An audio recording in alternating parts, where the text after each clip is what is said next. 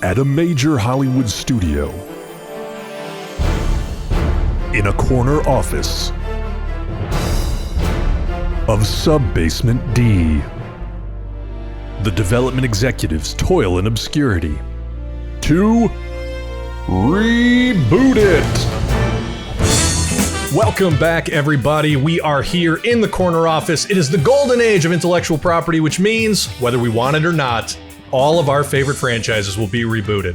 Helping me out today, as always, to my left, you know him from Hot Takes with Billy Business, a senior producer at Screen Junkies, Billy Business. Yeah, this is an interesting one. I'm not usually a horror guy, but I think even if you're not a horror fan, you know who Jason is. Yeah, I mean, this is our first horror movie. I feel like this is going to present some interesting problems. Let me ask you, favorite horror movie of all time? Gotta go the original Nightmare on Elm Street. I think. Oh, nice. I like the kind of like the cerebral stuff mixed with the slasher. I think that's kind of fun. Oh, I think that makes a lot of sense. To my right, you know them from the Nerd Goat podcast. Every week on Screen Junkies Universe, you see Ed Greer and his partner, Ron Swallow.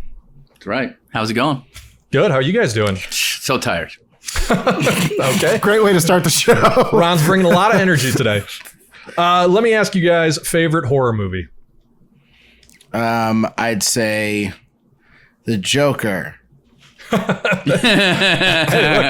look, that works. I buy that. Hey, a bunch of sad white boys out there. It's really dangerous. No, but honestly, I would have to go basic B and say Jaws. Just oh yeah. You can't see the monster.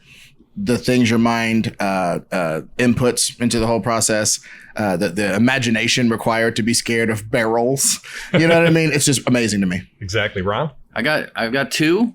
Okay. I think I'm gonna go with Shining. Okay. Yeah. When I saw the blood come out of the elevator when I was a kid, I thought about that for way longer than I wanted to. And then also V. If you remember the series V with the lizards, I know it probably wasn't technically horror, but I saw them rip the kid rip his parents' face off when they were lizards, and I was scared my parents were lizards for a very long time. So, you know. Seems like a really true Ron Swallow fear. Yeah. Like you never heights, ocean sharks, and parents are lizards. Yeah, that all tracks. So yeah, those two both definitely were things that like stuck in my head. I guess It as well. Oh, okay. Mm-hmm. It scared me when I was a kid too. Yeah, It was one of those movies that to this day, I've never seen the original It. Really liked the remake, but the first one I didn't get into. I don't know if it's my favorite, but the scariest horror movie I've ever seen is definitely The Exorcist. And I think as a movie, it's also really well made. And all of these movies are way more worthy than the franchise we're going to talk about today, guys. I mean, technically, yes. Are any of you guys, would you call yourselves horror movie guys? Because the horror community is like big. Yeah. People are serious about this stuff. No.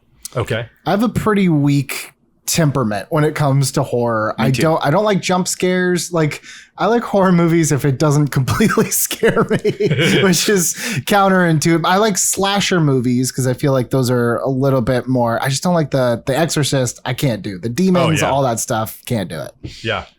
I don't even believe in that stuff, but when I see it on film, it just creeps me the hell out. It makes me turn on all the lights in my house. Well, I think it's interesting how much you have to care about the characters to be scared by a horror movie. Yeah. And I think that threshold is quite high for me. And I think certain movies, especially so-called elevated horror, which is the dumbest, horriblest term ever, but like elevated horror movies, they spend like an hour before anything scary happens. And I'm like, I don't got the patience for that either. Like, I don't care. Oh, my kid missed the bus for the 5th time. He's acting strange. It's 50 minutes into the movie, lady. Like, get him in the hole or something. Like, what? Do it. Go. But that's actually a great, like, when you do it right, you build it and build it and build it so that when it starts to be scary, you've been built to a point where, one, you probably care about the characters, right? And two, like, it's been slowly building. So when it starts hitting, like, you're already a little bit afraid each time, and it takes it up a tiny, tiny, tiny notch because you're wondering when is the real stuff going to happen. And when it starts happening, you do it right, it builds up. Like your choice. I love The Shining too. And even though nothing scary happens for a while, the sense of dread with the score, with the way it's shot, with some of those pauses, like the that's music, what builds the dread. You know something's coming before it actually comes. Yeah. And I would say definitely the first and second Friday the 13th were attempting to do that. Okay. Well, yeah. So one last thing I want to bring up early in this episode. I have never seen, I shouldn't say that. I've seen one Friday the 13th movie out of the 12 that they have made. What position are you guys in? I've definitely seen the first one. Okay. I saw Jason X. I saw Freddy versus Jason. And then I've seen two others that I could not tell you which number they are. Well, there's all these different ways to denote the ones. Like, I think I've seen a lot of them. There's the one where he goes to New York. Jason Takes Manhattan. I think that's like number 8. There's the one where he fought like the telekinetic chick who was like a really lame fire starter. Right. Like, and then there's the one with Corey Feldman in it. You know what I mean? That's how I conceive of them. So I've seen a bunch of them, but I know them in those ways. So sorry, Fangoria fans that might be watching this is going to be super bad. But our detachment is going to help us to do this, because one of the reasons why real horror fans can't do it is they revere this crap too much. To that point, I'm going to share an anecdote, and I'm going to redact the names because the person I'm going to talk about is still a giant screenwriter working in the business. But through a friend of a friend, I know a guy who was one of the writers on literally one of the biggest franchises of the past 15 years, movie franchises. And quote, I have never opened a single page of that book. And he wrote multiple movies in this series. So that happens all the time. And I just want to let the audience know that, like, this is not uncommon. This is what happens when these things get adapted. By the way, those movies were actually really well received. And so the thing about it is, like, you don't have to be so steeped in this stuff that you're obsessive about it in order to crack a good story, in order to make a good product. So I like the fact that we're all coming at this from kind of an irreverent point of view. I think the one I saw was like Jason 5. I mean, just one of the totally throwaway ones before they tried reinventing with Jason X or Jason Takes Manhattan. We should say up front, there have been probably a dozen Jason movies, and they tried doing a Friday the 13th reboot within the past 10 years. Nobody seemed to care. So I think that's one of the things that we're running up against here is like, how do you make a modern audience care about a slasher movie? And maybe that's the first question, or maybe the first question is there anything about this franchise that you think is just indispensable that we can't get rid of? Is the hockey mask the only thing? Do we even need the hockey mask? Well, when we were talking about this months ago, trying to figure out what franchises, you said something really interesting that really got my imagination going. Is the thing that I feel like makes these kind of teen slasher movies interesting is, how do you put a teenager in a situation where they feel most vulnerable? So I would say that the only way you can really do that nowadays is to keep that camp setting or some sort of wilderness setting where they are away from the phone. I think you eliminate the phone, it's kind of sad to say, but you already put them in an extremely vulnerable spot. Makes sense. You guys, what about the Jason franchise, the Friday the 13th franchise? Can't go. What do we have to keep? The key thing that you'll have to keep is caring about the people, so that when the killing starts, you give a shit that the killing is starting. That's the key to it is create a situation where people care. Yeah. And I would think we have to bring that to it in the first place, because I swear there's like 2 of them where I cared about the character. And one of them, the lady had telekinetic powers and she was like wrapping Jason up in phone lines and stuff, like down power lines. And she was like doing all the stuff. I was like, yeah, I get a crappy Phoenix saga real quick. You know what I mean? It is weird because you even think back on like the first Nightmare on Elm Street, and like those Johnny Depp and his girlfriend, you really cared about them. Like, you did not want to see them get killed. I think part of the fun of the Jason franchise has been you kind of want to see the kills. Right. I do think that just even from a marketing perspective, it would be a huge mistake to not have the mask. The like that iconography of just the mask transcends to the point where when you watch an actual NHL hockey game, you're like, oh look, he's wearing the Jason mask. You know what I mean? Jason's guarding the goal. Right. It's kind of been reverse engineered that way. I kind of feel like in your brain where that is just so synonymous that I think it'd be a mistake to jettison. That's not to say it has to be one person. The mask could be a symbol. It could be multiple people wear the mask. But I think you could literally put a poster out with just the mask and a release date with no other text on the poster, and you know exactly what it is. That's interesting. I mean, not to jump too far into it, but the idea of multiple Jason masks aligned on a poster with the release date, that automatically makes me interested, and I'm not even interested in that franchise. But right. Like, and the cult of Jason. And it's very interesting because, the first two movies, he doesn't put on the mask. Like, one, it's not him at all in the first movie. Right. Two, and the second one, you just see like his boots and he's got like a crazy fucked up face. Right. And then the third one, I guess, is when he gets the mask. So like, it's interesting that a movie like this got like we got the iconography, which is clearly the mask, but it had to build to that. Because those two movies are still probably some of the most popular versions of ones without the mask. If Darth Vader started breathing heavily with his mask in Return of the Jedi, and that's all we remember about that character. Well, also, I think one of those things where you could kind of play with it, like the old, like you're saying, multiple masks.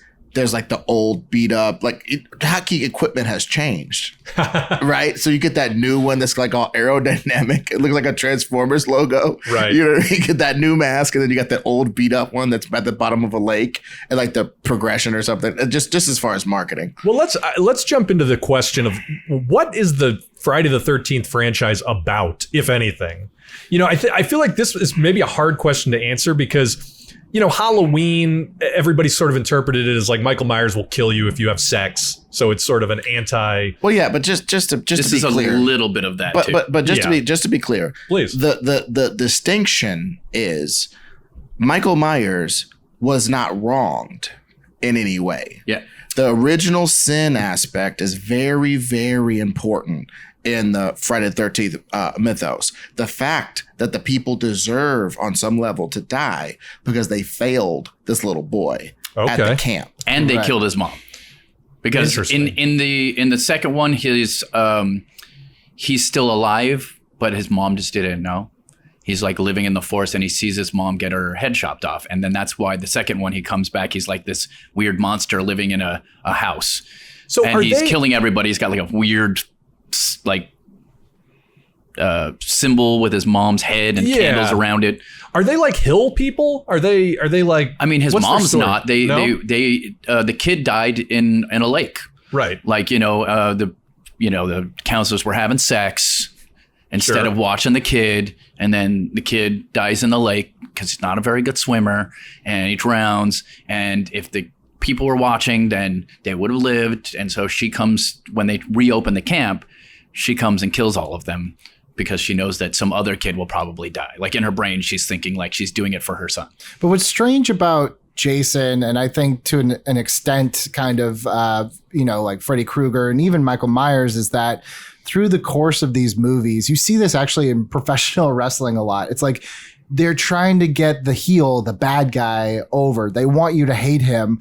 But a switch happens where you kind of, like you said, you watch these movies because you're waiting for him to kill someone. Yeah. So creating likable characters is almost tough because what the audience is like, I want to care about these characters, but if I went through this whole movie and Jason doesn't kill anyone, what was the point of watching this? Well, yeah. So I almost feel like they become weird anti-heroes. And Jason, more than any, at least in those first couple, is going after people where you're like, yeah, I'm fine if you kill that person. In fact, that guy's kind of a douche. I'd be fine if you did. Well, I think to that point, a main thing that I think maybe they were doing it on purpose. Maybe it's something that we as a culture have input onto the movies. But I think the best of them have a pastiche of people from that era who suck, right?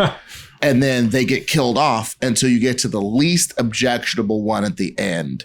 and they survive by being least objectionable. That is And kind of some- what they had even in the first and the second one. Yeah, too. and some of them it's not even like not having sex. Some of them is just like you weren't a Just douche. not Yeah. being a like jerk. you got a BJ Yeah. in the broom closet, but you're not a douche, so it's fine. Well, so let me ask, I mean, There's also sex in every single one of them. for sure. I mean, I think that that's sort of an integral part of this franchise. Yeah, titties. Woo! Well, you're like an HBO executive Yeah. because that's basically what they do. Yeah. Eureka, Yeah. as they say. They have a guy who just Hey, polices for is that. there going to be any titties in this? So let me ask this. Because the formula for most horror movies is there's, the one redeemable character, and then you surround them with kind of cannon fodder. And is that played out as a formula? Is that something that we can go back to? The thing that worries me is thinking about making a movie where your villain is ostensibly your hero and all of your ostensible heroes are just jerks and unlikable. I mean, they don't really do stuff like that anymore. And the first two, they're not really like that. They're just like camp counselors who are like young. Yeah. And they're not portrayed as like super bad people. They're just like making out and having a nice time. I think there's... And before the camp opens, But they're I not even think- kids there yet. I kind of think that's the one interesting part of the Friday the 13th mythos, that if you were to kind of build off of it, is that Jason almost acts in a way as like a morality police. So it's like, what if, we talked about briefly, like, okay, if Jason was more of an idea than it was a singular person, how do you, govern what is killable in terms of a moral offense? I think that could be something kind of interesting. Well, and there was a part of me that was thinking, like, what if we made him some kind of like cult Christian, like over the top cult type of person, like who is like, sex is a sin. These people are out here like, not paying attention, not being good, just being horrible. Bad Yeah, we get people. it. Do you lose the Bible Belt going to see this though? That you're taking away a whole middle part of the country. Well, that's like, what's the matter? I with, think if you portray him as crazy, as not a regular Christian, even have some of these people who are like, like actual like regular old people, I don't think you're doing it wrong, doing it like that. But you also like, I don't think you need to worry too much about the 15% of Christians who get mad about stuff like that. He has to have the bottom line is, whether it's Christian or not, the rules are a big deal. Like Yeah, I it's agree with that. the reason why people must die, the reason why the apparatus is set up this way, that has to be fairly compelling regardless of what we do. So I would say to me, that's the most important thing. Maybe not so much the pastiche, because like I said, they did 15 of these freaking things. Right. They did, you know what I mean? So they had to it got thinner and thinner and thinner. And you started, as you stated, the anti-hero thing started to happen. So they kind of made the characters worse and worse as the movies went on. I want to come back to, Billy, you brought it up. We had talked about it off air, the idea of, where is a teenager most vulnerable? Because I think that is an integral part of this. I mean, I also think Jason being the prototypical slasher, I mean, even more so, I think, than Michael Myers, because Michael Myers, those movies at least had pretensions of being like classy, and Jason, as far as I'm concerned, was sort of schlock from the beginning. Like, it is the stereotype of the slasher movie. Yeah. Is the slasher played out? Like, how do you make the slasher interesting just as a concept now? I think for me at least, it would be like intent almost. It's not the act of, Which is kind of what slashing. Ron is saying. Yeah, but I definitely think that's what it is. Look, nowadays, like a teenager taking out other teenagers incredibly sadly is like, turn on the news, and like we're seeing it all too often. So I kind of think like the act of the slashing shouldn't be the main focus. Like, to me, I kind of see like what is Jason, or whatever Jason ends up being, represent to these teens? Is Jason a boomer? And it's millennials versus boomers. You know, what's interesting? Talking about teenagers feeling like afraid of other teenagers or vulnerable, like with their peers. There's something interesting to the idea of doing this as like the teenage version of Joker, where it's like you're telling the story of some disaffected weirdo who becomes radicalized and starts like, going up against all the people that he feels has wronged them. And I don't know that you want to treat Jason as like the protagonist of your movie, but just even for our headcanon backstory as writers, just to start fleshing this story out. Well, and one thing I would say for me, I think a thing that makes him more interesting than, say, Michael Myers. Michael Myers is a natural occurrence that has taken on supernatural significance because it refuses to die, it refuses to this, it refuses to that. Jason is supernatural. Yes. From like at least the third movie on. At least, he's supernatural. He died in a crick. Yeah. And now he's 8 feet tall and can push, Winnebagos off a cliff. Yeah, that, and the other. I would say that, like, if he's not supernatural, he just becomes a less interesting version of Leatherface. No, exactly. From Texas Chainsaw. I think one thing when we're looking at why Jason is doing what he does, we can look at maybe trying to build some new mythology on why he's such a creature. And base his behavior on what kind of creature we build. I love that idea because what we can do then is the reason for the mask is his face got ruined when he got killed. I think he gets killed with these guys being irresponsible. And maybe the impetus for the kills is anytime he sees a camp counselor trying to being irresponsible, not watching someone or not taking care of something correctly. Okay. Sorry, this just struck me. This is going to be really far afield. I'm going to maybe defer to Ed on this one. What if you make, again, maybe explicit, maybe headcanon, the backstory of Jason is like the Emmett Till story. You know what I mean? What if you introduce that racial component to it, where it's like maybe Jason even is like a resurrected, lynched teen? You know what I mean? Like, well, yeah, I think some of that iconography without us being making it explicitly racial, right? Because I was thinking, not to jump too far forward, but I was thinking something about the way that a person like Jordan Peele or some of the new, like Nia DaCosta, who's doing the new Candyman. These are black folks who are getting into horror jazz, and it seems like they're kind of. But the thing about Jason though is, again, whatever wrong happened to him, I think it's just something installed itself like in him or something. It seems, you know what I mean? Maybe I'm just freeballing here, but like, it's almost like at a certain point, it can't be a little boy anymore, because a little boy, after he kills the people who have wronged him, it should be over. Well, yeah, I mean, he almost becomes like the Spectre from DC Comics. Like he's the spirit of vengeance, He's like coming. Spawn. Yeah, right. Brings him back. Spawn and Ghost Rider tag teaming. Spawn with his arms wrapped around Ghost Rider, riding through the night. He's like the angry version of the Crow in a way, because it's like instead of like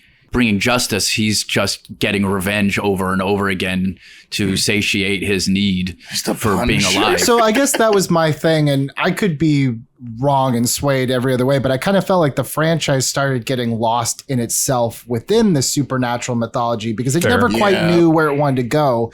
So I wonder if because the horror now is like very real, and I kind of what you're saying with Joker, like, does it feel more visceral, more real if it is like at most Jason is an idea, he is what you think the boogeyman is, but like any one of these people surrounding you kind of is your boogeyman, I mean, I go back to what you said at the open about a movie poster with the Jason mask, or like I said, multiple Jason masks, something about like the cult of Jason. And I don't think you'd want to make it the cult of Jason, because it's almost like, I don't know, maybe you even get rid of a character called Jason, or maybe this first movie in our franchise deals with a cult that uses the hockey mask, and then Jason is like the lone surviving member. But ooh, I like that. You know what I mean? It becomes almost like the origin story of Jason the slasher. I mean, do you remember when the first It Chapter 1 came out, and there were these reports of these people dressing up like clowns and kind of walking around, kind of scaring people? Like, imagine if there was just this movement of people in hockey masks, and then murders started to happen. It's like, how do you pin down? Man, and like Friday the 13th becomes like the day that they're going. That's the day that they're going to bring a reckoning on wherever they are. You know what I mean? Like, right. And then we're bringing the day back into it. That's perfect. Oh yeah. This is a good way to go. Yeah, we've got to start. Yeah, and they were trying to do like, and much like how Halloween wanted to be an anthology, and then Michael Myers got super popular, and they were just like, we can't do an anthology, we can't pull away from this character right now. Yeah, we could do that with this. Well, we're almost talking about like flipping Halloween 3 Season of the Witch with the first 2 Halloweens, where it's like you start with this kind of viral idea that you're talking about, where it is like half terrorism, half slasher, weird cult, probably set in a small town or around Camp Crystal Lake, more of like a vacation community. Yeah. And then at the end, you're introducing like the one surviving member, or I don't know, do they summon a demon and put it in a guy? I don't know if you want to go supernatural, but Jason sort of becomes how like much. Well, and one thing I was thinking about when you guys are saying like, what if, I mean, and maybe this is too crazy, but like what if there's always, you know, like you hit me with that Shining jazz. What if there's always been a mask? Like way back in the days on the Great Plains, there was somebody who goes crazy and wears a certain mask, and the masks are generally the hockey mask configuration, big eyes right here, sort of a vented mouth or whatever, but you could put antelope horns on it at one point. You could put bison horns on it. You could go all the way through the history of the Crystal Lake area or whatever. I like the idea of like throughout history they're constantly co-opting whatever like easily available mask there is to become like the sigil for this cult. And like maybe just like the idea of like how it goes inside people, not inside people, it hones in on people's fears and stuff. Sure. What if wronged people are like repositories for something that wronged people of a certain era? This thing jumps in them and they go nuts. So okay. Hold on. Before I want to be clear, because we're talking about 2 very different ideas. That's here, what I'm saying. Which we need to reconcile. So like let's run at this rather than sort of talk around it. Is this going to be, you know, a purely grounded cult, a violent cult that is going to perform a culling, right? Which is what we're talking about with this Friday the 13th. Or is this going to have some sort of generational supernatural aspect where there's like some sort of external impetus to put on the mask and like go and exact vengeance? Ding, ding, both. Here's what we do. The kills are for a ritual. They're sacrifices so that one of their able beings, whoever is the best for this situation, gets these powers from a god. That then you're going really big supernatural. Yeah, because you do it, but because cults always worship some kind of weird. Yeah, they do. They worship god weird. or like a god of war, a god of. Well, what if we started the cult? The hunt, or whatever. My only thing is, what is non-purgy or the following about the cult idea? Like, I'm not saying like, I'm saying how do we differentiate it from those concepts? Like the Fox show, The Following, had like a guy who was in jail, and obviously people followed his example. Copycats, right? A bunch of copycats. And copycats were all over the place, and it was hard to determine. I think for me, the more supernatural things get, I feel like the more I start to check out a little bit. But imagine if it was like, what if it was like anonymous, and they're like, on Friday the 13th. People are going to die, and you don't know where, you don't know how, you don't know if the guy next to you has a Jason mask in his satchel and he's ready to put it on and kill you. That is kind of what The Following was like though too. Sure, but I definitely do think that there's still something more to trying to ground these things, because I feel like the reason why none of us can really remember anything in those Friday the 13th is because they kept putting a hat on a hat with their mythology and getting so big that it was like MCU level kind of stuff that what really scares us today, like really when you think about what scares you about going outside late at night in Los Angeles, it's like I could turn any corner and someone could be there to kill me. I agree with what you're saying, and I think that also makes it more current. I mean, I think that you know, that taps into very present fears, and that it also, I don't know, it reinvents the idea of the slasher a little bit, because the thing that puts me off of the supernatural of it all is that it does become too much about like solving a mystery and not as much about the fear of it. I feel like every time you get into too deep into supernatural horror, it almost becomes a mystery story, because it becomes like, how do we satiate this ghost, or what does the ghost want that we can give it to free it? You know what I mean? No, I absolutely agree. And I think that's kind of the limitation of Friday the 13th, which is why it needs to be rebooted, is once you buy into this wronged person comes back 8 feet tall and super strong. Okay, well, where else? Yeah. The person, he never really loses because of any moral thing that the hero does. He just sort of falls in a lake and gets a thing wrapped around him or whatever, and so he can't come back. He basically gets Terminatored at the end of every movie, right? Like they're just trying to run away and then they barely kill him and then that's it. But also, Rap. Here we go. Oh, my Reboot crew. Hello. How are you guys? Great.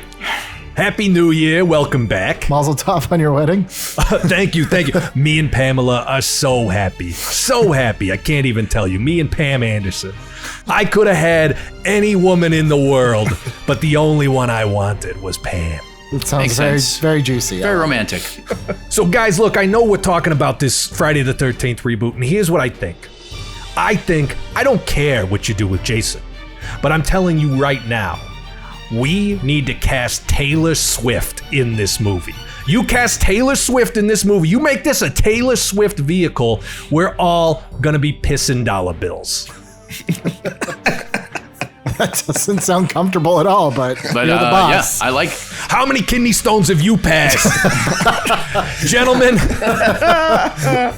I have to go get back to my honeymoon. Pamela is waiting spread eagle on the bed. Isn't that great? Imagine that. I leave you with that. Goodbye. Well, thanks. Okay. I've always been a Tony Katane man myself. Not too loud. The boss is going to hear. Taylor Swift, guys. So, this is interesting because we had already talked about how Friday the 13th has really never been a star vehicle. Like the kids have always just been there to get murdered. So this changes the rubric a little bit. Well, he didn't say she has to be at the star though. Are we going to make her Jason? I would be into. Is there something interesting about switching the gender in terms of intent? Is it different if Jason's killing people who had sex because he was killed because they were neglected for sex? That's one intent. But if it's a female, I feel like it takes on a whole new kind of connotation. In the first one, it is a female. So, well, that's true. Jason's mom. Yeah, it's his mom. Right. Taylor Swift playing Jason's mom. But okay, but let's. How old is she? But let's get nuts. Maybe Taylor Swift can play young her, and we can see a little bit about how the psychosis starts, and then something bad happens, and then here's the thing, though. If Taylor Swift, if you're gonna put her in the marketing, you can't cover her face up. You just can't do it. Yeah, and I also think that we normally reverse engineer this, we go story and then cast. One of the interesting things about starting with a cast member and sort of designing it to them is you have to play to their strengths. And Taylor Swift, if she has a strength as an actress, I think is comedy. And if not comedy, you have to sort of play to her sweet. I don't know. I just don't know if she's talented enough to go so far in the opposite direction of what she does. Her tour bus breaks down at an old camp where it's getting the little Globetrotters meet Scooby-Doo. Okay. Well, so let's. She could be the person who's running the camp. She could definitely be a camp counselor. I also feel like you don't put Taylor Swift in this movie unless you kill her. Isn't that's part of the fantasy? For sure. Oh, and jeez. Your fantasy? No, not my fantasy. I just feel like there's a strong contingent of people. Look, here's what I'm saying. I'll break this down really, really quick. Horror movie fans in general are probably generally not Taylor Swift fans. And so putting her in a horror movie means that those people are going to cheer when she gets killed. That's all I'm saying. Look, Mr. Peters did not say what she had to do in it. Yeah. So we can do what we want. So I'm just saying she's the first kill. Well, so if she's Drew Barrymore. Yes. Yeah. Yes. Okay. So then we're gonna have multiple killers too. We're gonna just scream this whole damn thing. No, we're not gonna have multiple. Oh, are we? We were talking about the cult. We were talking about the cult. We were talking about having a cult of Jasonality. I don't like that. Why? I think it has to be a main character because that's what all of those movies are based on. Yeah, but we're rebooting it. Okay. Welcome to the show. I'm not. I don't have a particular attachment to it, but I get worried. We're trying to market a film, right? Sure. And I get worried that if we market a film that is a reboot where the main character is not the main character and is not even really part of the movie at that point, that the people won't go see it. Well, I think that's what we were getting at with how do we reimagine what the hockey mask means, right? Okay. How do we reimagine the iconography of the hockey mask? And I think that we were stuck before Peters barged in on the hockey mask either as just a simple anonymous style symbol that these people have seized on, or if the hockey mask has some sort of, even just call it a supernatural motivation. Like throughout history, groups of people have taken on masks to do this thing. So you know what?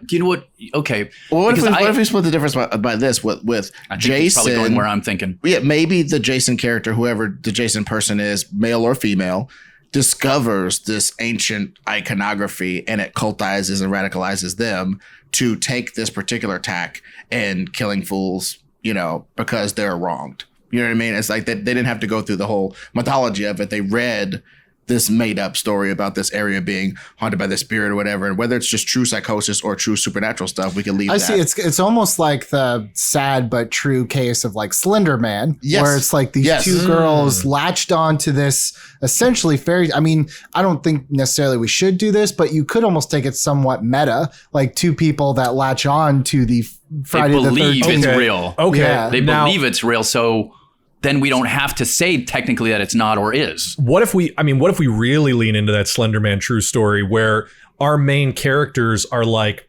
3 girls, even 2 girls at a sleepover are getting into this stuff. And it's like, all I'm picturing is an act 1 turn, right? Where act 1 turns into act 2, where the girls just sort of look at each other and the only masks they were able to find are these hockey masks, and they just creepily put them on, and they're just sitting there with the masks on, staring at each other. And as the audience, that has even more significance because what the hockey mask means to the Friday the 13th franchise, but to them, it's just like, we're going to put on masks and do some horrible stuff, and these masks just happen to be the ones sitting around. You know what I mean? Yeah. And so it becomes like, there's a weird meta play going on between the audience's expectations and what the characters know. And the characters feel like building into the iconography that when the characters put on the mask, they feel like they can do anything. They don't get superpowers or anything, but they feel like disassociated enough to do some of the most horrible stuff. I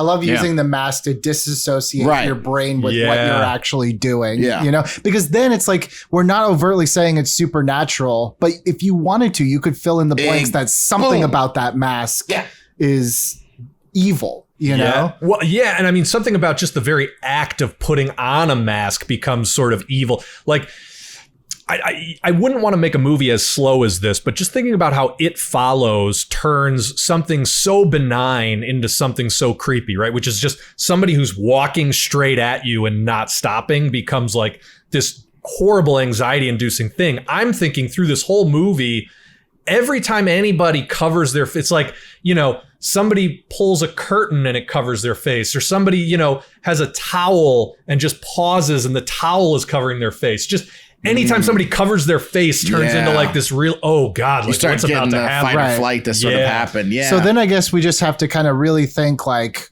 what are these, like, what's their motivation essentially? Why are they doing? Let's go back to the question you asked at the beginning. Where do teenagers not feel safe? So I think what we're talking about is we want to put a bunch of teenagers together. We want to have some who are disaffected, who want to go to this length of like putting on a mask, disassociating from their own morality. And then we want to be able to give them sort of like that trapped in the cabin feel, right? Like the Lost in the Woods thing. So when you were saying teenagers, are we talking about 14, 15, or are we talking 19? 18? Are we talking high adults? Schoolers? No, we're talking high schoolers. Okay. I kind of think like 14 to 16 is very unsettling. Anything older than that, it's kind of just like, I don't know. There's something where my brain disassociates and you're like, you're just a crazy person. I almost feel like, we talked about in a previous episode of Reboot It, the movie Booksmart. And it's like, think about if the cast of Booksmart was in this creepy, unsettling movie where for the first act, we're just building up to that moment where like the two main characters put the masks on and just look at each other. I think that's sort of the age level. And I think that's sort of the vibe. It's like, and that's great too, because they can be having conversations about the girls that are mean to them, the dudes who are constantly trying to grab their ass. or whatever type of thing. So that's slowly building, and then we that turn when they put their mask on is when they've made the decision. I don't think it has to be like as dark and as somber, but I immediately, as you were saying that, I was thinking of the movie Thoroughbreds with those two girls. Oh, I haven't seen that. And it devolves by the end, I guess, spoiler, into them like convincing each other to kill one of their stepdads because he's just the worst. And it's like, or like Heavenly Creatures for a movie sure, that yeah. You know, the two people reinforcing a psychosis. But again, I love that. We play it as though they could have discovered sacred stuff too. Like, you know what I'm saying? Like we play it both ways. Literally, you could just have books of occult. No, let's not be that lazy. I mean, I think, and not to be dismissive, but I think that becomes something where... Look, Bill, I just want you to know that all the witchcraft I learned was from books. 100%. When I was a child, I was 75 pounds, and I was... My BMI was -4. I'm with you where I think it's like, if you wanted to in your brain canon, you could figure maybe there was a supernatural thing, but it's subtext at best. I think you do supernatural plausible deniability, right? And I think the plausible deniability of it is almost just like the setup for Sam Raimi's Evil Dead, right? Where they're just in a place that's creepy, and this is where the bad stuff is. And you know, we never need to see demons like we do in Evil Dead, but just that setup of like, let's get them away from their homes, away from their school, into a place where just the ambiance of it feels like there's something off here. Right. And you know what we could also add? It's not so like same as far as the two people have the masks on and stuff. It's like they start out with the same psychosis, but or maybe they start out and maybe one of them finds like the official mask, like they find a real mask that's way on like the shallow end of the lake on the other side, on this place that supposedly Jason had died, or somebody was wronged or something, and they find that thing and they're like, look at this, I got this thing, and then the other person has like a new ass hockey mask on or whatever. But over the course of the movie, you feel like they're both equally crazy, but the person with the original mask is a little bit more crazy or something. Well, we're still talking about two different things, so I'm gonna keep bringing it up because I think it's worth coming to a conclusion about. Are we saying that Jason as a character or the hockey mask as a thing through history exists and the characters are able to discover it? My question about that is, are these people aware of Jason as a story or as a movie? Because we talked about the meta, and I just kind of want to stay away from that. Yeah, I don't think we want to do that. Okay. I think that's a very 90s way to tell a story. Yes.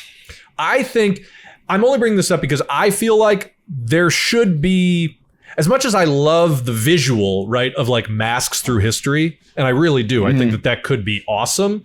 I also think that like we shouldn't have to give this a mythology at all. I feel like if we can just create an uncomfortable enough atmosphere and create character dynamics that are messed up enough, you're just building to the point where people decide like we're going to put masks. And it could even be, I'm weirdly thinking about Ben Stein from the movie The Mask with Jim Carrey, where he's just a guy who tells you that like, well, historically, people have used masks to express their innermost desires. And it's like, you just need that, right? You just need one piece of dialogue or something that justifies like where this comes from. Yeah. No, I certainly get that. Yeah. Like I said, this iconography is just whatever. But I even dig changing the mask. I liked one of your original thoughts was, and maybe you could do this, especially if there's two. I don't know if you ever saw the movie Elephant. It's about the school shooting, but I like the idea that maybe at the end, one of them just kills the other one. It's like, there can only be me, you know? Yeah. And that's how we end with our Jason. And that's our main Jason. I love that. Okay, so let's talk about the setting then. Are we going to be at a camp? I feel like the more we're talking this through, the more a camp feels right. And I want to go back to something Ron said. There's something to be said for making it like a Christian camp, because just having been to Bible camp once as a kid, I was raised Catholic, and as like part of confirmation, you went on this retreat out into the woods. I went to camps for church, So not Christian church, but church. So yeah. And there's something about the repression of being there for religious reasons, about that age range where, you know, people are really struggling with their beliefs and their own morality, and like just putting that fine a point on it where it ups the pressure cooker. But this is my thing. I want to add on to that. It's not a bunch of prayer bungholes, though. It's Christian ethos put through drill sergeant jerk faces who are making these people's camp experience bad. Not only are the people who are in charge bad and corrupt and trash and having sex and doing whatever they want, while these people are suffering, eating millet all the time. Like the fat boy can't get no Twinkies. The hot girl can't get no wiener. All these kids are being denied the things. You've never actually been to church camp, have you? No, there's a lot of sex. It's a trip. But that's what I'm saying. Like, but there's not supposed to be. So I get that part of it. I'm just saying this is supposed to be like, not just we're not supposed to be having sex. Let's wake up and make some lanyards camp. This is, you were on Maury Povich and you suck. I don't know. I kind of disagree in the sense, because I feel like that puts too fine of a point on the situation. Whereas I like the idea of like, yeah, you are brought to this place and you are at a point in your life where you've been told all your life you are supposed to believe this and act this way, but you are now at a point where you can make your own choice. Is this the way you want to be? And in the face of that, you have basically Satan himself coming to be your reckoning, you know? I also think that there's something to be said if we're telling a disaffected youth story. If you're somebody who earnestly believes, and not in a crappy way, not in like a, you know, I'm going to preach to you sort of way, but like just I'm going to be a good person way. And then you get to Bible camp and all that stuff that we know about starts happening, where it's like suddenly kids are having sex and kids are doing drugs and like kids are being bad. And you're the person who's like, we're here for Jesus. You know, it's like, there's a weird sort of mental reckoning that has to happen. And maybe those aren't the kids that become, you know, the killers. Maybe there's like a weird game that starts and then the masks come on and then that just ups the ante even more. But I actually like the idea too, you know, trying to think of like, how do we get this? Like, how could that story get in their heads of Jason? And it's like, yeah, did you never have a camp counselor that tells you a boogeyman story just to kind of get you to not wander off at night or to just basically leave them alone? Yeah. So imagine maybe that's where like the quote unquote mythology of Jason comes from, is it's just this boogeyman story around this camp. It's not real. It's all starting to come together. There's a big problem I have though, and that is there's clearly going to be no titties in this. Ron, we'll get there. Yeah, trust me. With a church camp, there probably is more than you. Yeah, but we can't. They're camp counselors. You're right. But here's the thing: if we're going to make them like teenagers, like 14 to 16, definitely not happening. Cannot happen.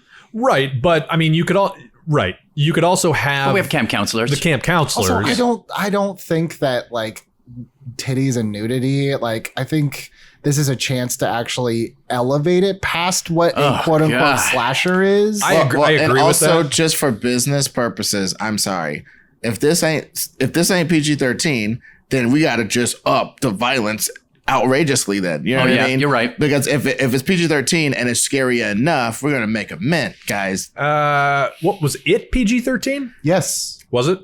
I think so. I could be wrong. Actually, no, it might be R. Yeah, I feel like this has to be R. Let's take a look. Well, anyway, but the bottom line is what you just said is very good, because to me, all I wanted out of it, I don't care what the mythology is. I care that there's a competing mythology to good Christian regular values that's introduced in here. Like they're trying to teach them good Christian regular values, but one night they tell a couple of psychos a story that inspires like, okay, we're going to make this funny games, basically. We're going to make the rest of our whole camp experience funny games. We're going to freak everybody out. We're going to cause ruckus. They try to take a head count and they can't count all the kids. They don't know. Like, all the kids are here, but there's still weird stuff happening because they do some trickeration or whatever, whatever. The bottom line is they make it freaky at camp. These two kids maybe make it freaky at camp. And then when one of them wants to stop, the other one doesn't want to stop because they're really crazy now and they're really psycho. I like that. Do you think there is a mystery element to like, who is the slasher? Do we make that a mystery? Honestly, for me, I would say no. Like, I kind of feel like you don't need to like where did this shark come from? And Jaws, the fact that it's just, you know what it is, you know it's there, you don't know where it is. I'm fine with spelling out right from the stop, because the disturbing part to me is that one of or two of these girls are sick enough to do something. I don't think you have to like. Well, just one tiny counterpoint. I think it would be an interesting engine for the story for us to not necessarily know which one is doing the most egregious stuff, and they don't even know, and they profess to be like, I didn't do that. I didn't do it either, bro. And it's like, there's a little bit of that. And then I like that too. And then when at the end, the one who kills them is the one we find out who's been killing everybody the whole time.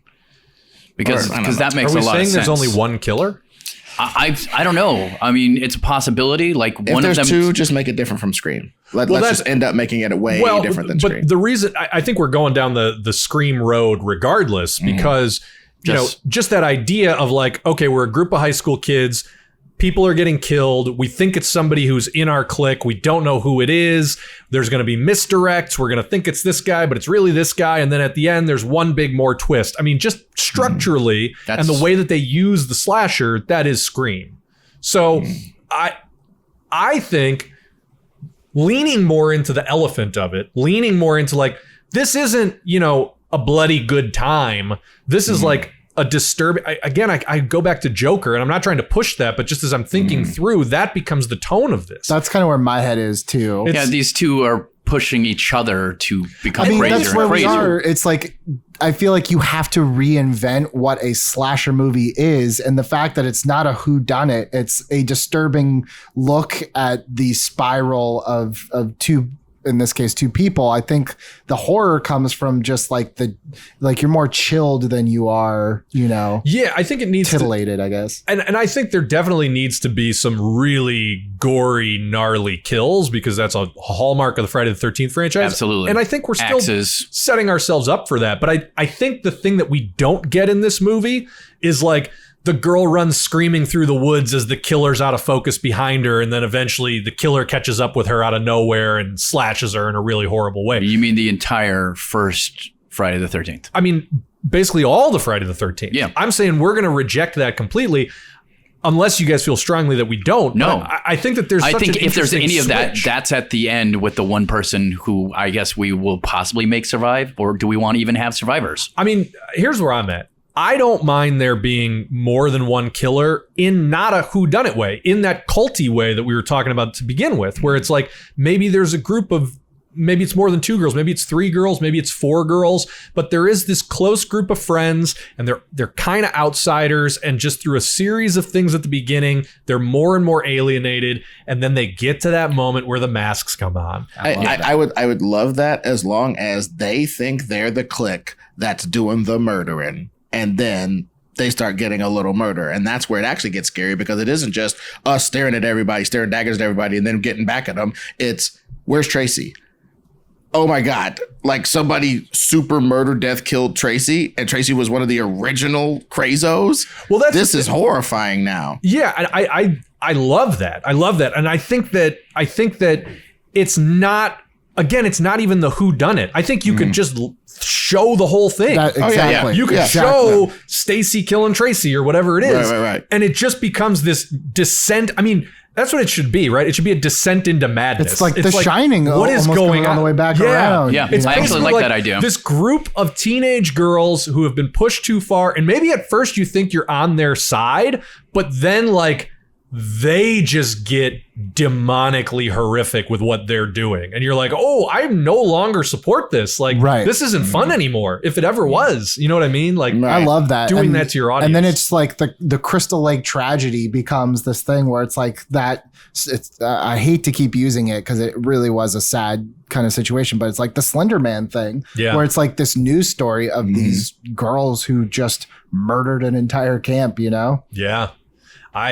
I love it. I think that works. And I think we've got a spot for our girl Taylor.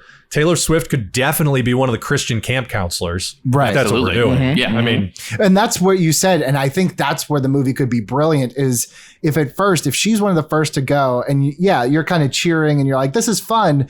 And then there's that switch where you're like, I don't think this is fun anymore. And that's when the movie becomes brilliant. I almost think you start with the mean girls, right? So it feels like we're doing the Friday the 13th thing where the people who are deserving get what's coming to them. But then you almost have to set up a character who's going to be like your sympathetic character. Like you think this character is going to be the one who helps. Maybe it's a male character and it's like you think he's going to be the one that's like surviving with the girls, but like he's kill number 2. Right. You know what I mean? Where it's like, okay, we dispatch the mean girl or the mean girls, but then very quickly it's like, no, now we're just going to start killing indiscriminately because why not? Right. You know, it's just, well, we've already done it. Like, and that's what I love those movies it. where you like start to question yourself. Right. Like, why was I rooting for this? Like, I love that. Well, and also the question over like, once the girls start to get into the groove of killing people, like, why isn't Todd dead?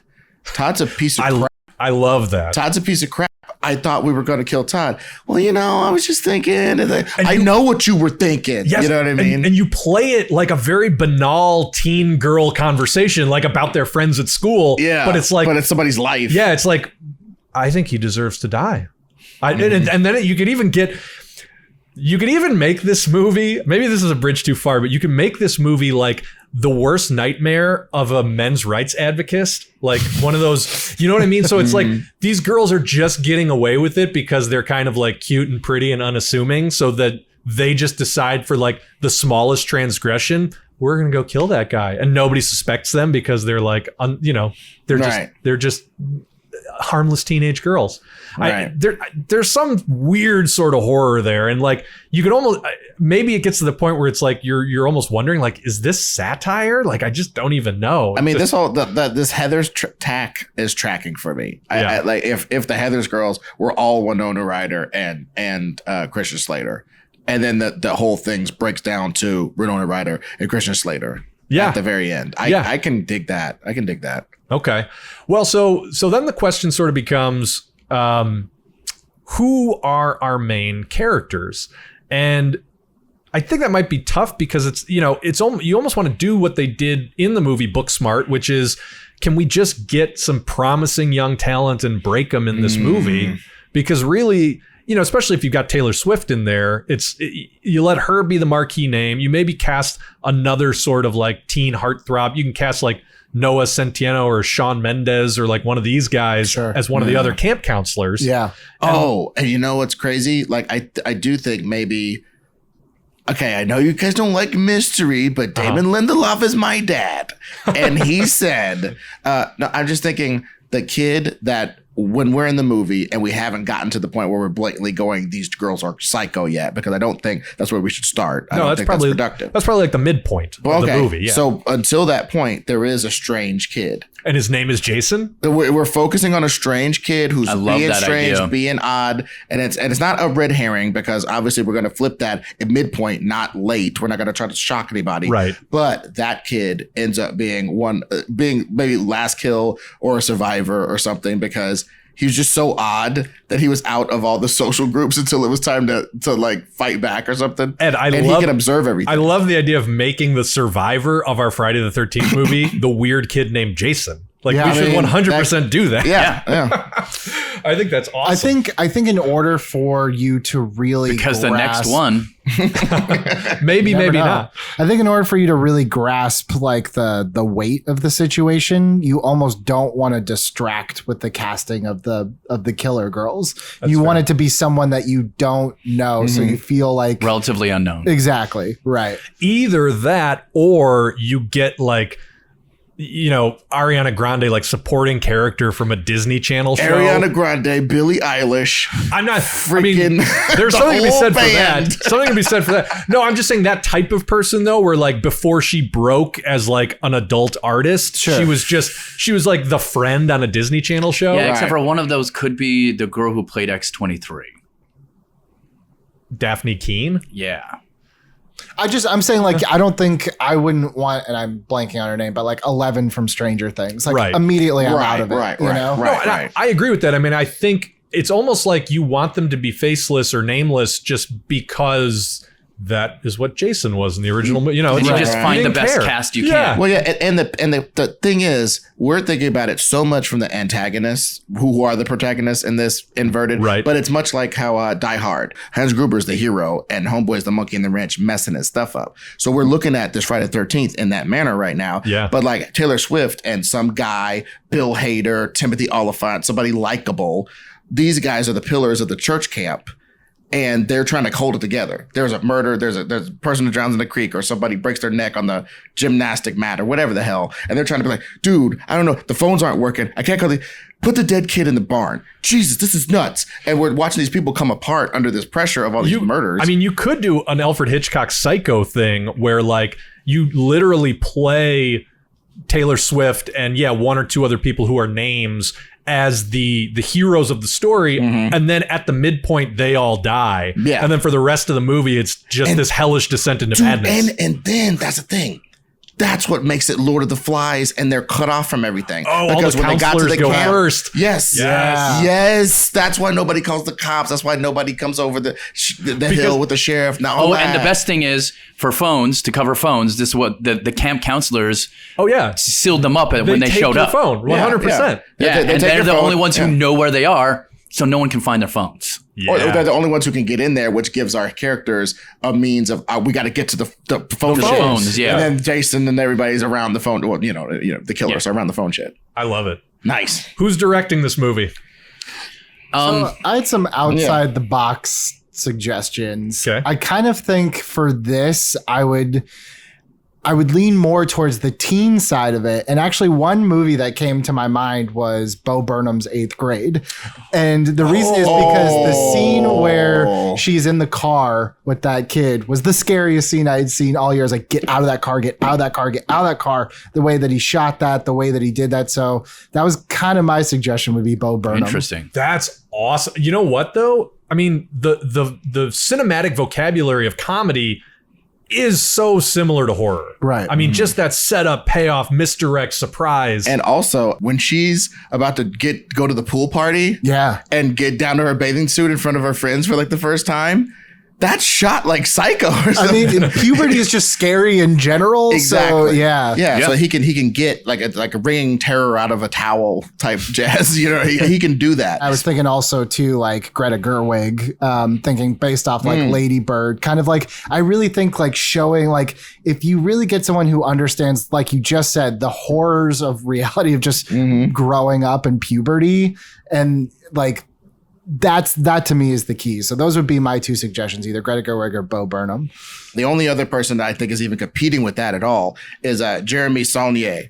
What did he direct? He directed Blue Ruin, which is literally about a guy who sees a guy who killed somebody he knows, and he goes and kills him instinctively. And then the whole rest of the movie is just that one impulsive choice. And it's almost like real time. You're just like, guy, you messed up, guy. But you're like rooting for him because he makes this impulsive thing.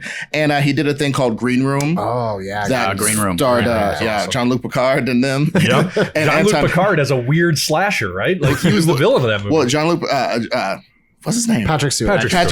Patrick Stewart played a white supremacist who owned like a sort of a clubhouse for them, and they contract Anton Yelchin's band to come play, but they don't know necessarily they're going to go play for hardcore racists, and then they figure it out and they go, might as well play the gig. And boy, some bad stuff happens in that green room, and them getting out of it is utterly horror. There's somebody who gets injured. Like one thing I think Saulnier does well that Bo Burnham would do well as well is just like there's injuries in that movie that are just gruesome. That are one of the things of Friday the 13th is like machete wounds, letter openers, axes, things laying around. So he's great at showing you the horrific nature of regular old everyday wounds. It's pretty horrific what he can do with that. Cool. No, I think that's awesome. And he's also good with situations. His first movie was called Murder Party. And basically a guy... Murder Party. Yeah, a guy responds to a flyer saying, hey, come have a party. And there's a bunch of art students who are going to kill him for art. and it's him getting out of that situation. I love that premise, by the way. Right. That's awesome. So yeah, I think he would be good at conveying some of these, like in this specific setting, this is quite scary. In this specific setting, that is quite scary. But it's hard to beat Bo Burnham, man. Yeah, I mean, I think what we do is we go out to Bo Burnham. He's the unconventional choice. If he passes, because it might not be his cup of tea, this guy's right there. That's who we go to next. I like it. Well, guys, I think we did it. I think once again, we have Reboot. We have achieved Reboot. We have basically jettisoned everything from the original Friday the 13th franchise, but I think in a good way and for good reasons. So we are now making a movie that's very much of the moment, that speaks to teenagers' real fears today, that is completely subverting expectations about what a slasher should be in a slasher movie. And baked into it, we've got all these weird misdirects that aren't just the cookie cutter who's the killer mystery. We kept the Jason hockey mask, iconography. We kept the teens alone in the woods. We kept the brutal, gruesome kills. Everything else, that was just a little changed up. And, we've even rejected the whole chastity thing. If you think about it, Taylor Swift is gonna get it, probably as a virgin. You know what I mean? So we just threw that out there. You know what I mean? We're like bucking the trends, baby. I like it. What I like about this movie is that it's really going to take the audience. You start the audience thinking that they know what's going to happen, and then the first turn happens, and suddenly it's like, oh, those are the girls who are putting on the hockey mask? No. And then the murders start, and then after the murders start, you kill all the adults, you kill all the people in charge, and suddenly it's that Lord of the Flies thing that you were talking about. And so it just becomes, by the end of this movie, the audience should be totally disoriented. I think it's going to be a really good horror experience, and it's the type of movie that certainly teenagers nowadays have not really had in their movie-going repertoire. Absolutely. So I think we did good work here today, gentlemen. I'm not a big horror guy. I would see this movie. There we go. The Billy step. I would see it. I bring my scaredy blanket, but I would see it. Well, if you need more of this, subscribe to the Rebooted channel. We have got more coming for you, and just wait until you see the next episode. It is going to blow your mind. We have the audacity to reboot the entire Skywalker saga. We're psycho. Yeah. We're a witness protection program. Yeah. I'm going to call them up. That's a good thing I'm moving so no one can send me hate mail. I got a adamantium PO box.